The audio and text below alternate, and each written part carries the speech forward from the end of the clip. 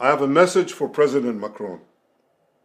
Today, Israel is defending itself on 7 fronts against the enemies of civilization.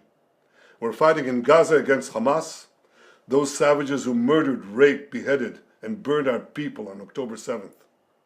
We're fighting in Lebanon against Hezbollah, the most heavily armed terror organization in the world, which was planning an even greater massacre than October 7th on our northern border, and that has rocketed Israeli towns and cities for nearly a year.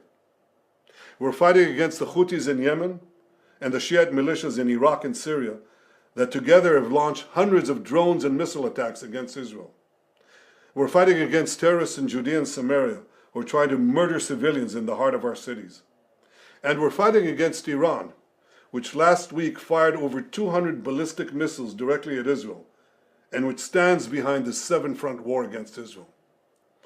As Israel fights the forces of barbarism led by Iran, all civilized countries should be standing firmly by Israel's side.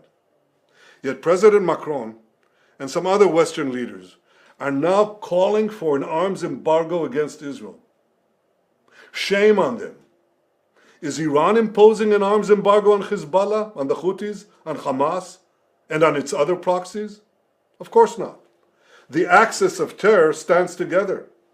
But countries who supposedly oppose this terror axis call for an arms embargo on Israel. What a disgrace. Well, let me tell you this. Israel will win with or without their support. But their shame will continue long after the war is won. For in defending ourselves against this barbarism, Israel is defending civilizations against those who seek to impose a dark age of fanaticism on all of us.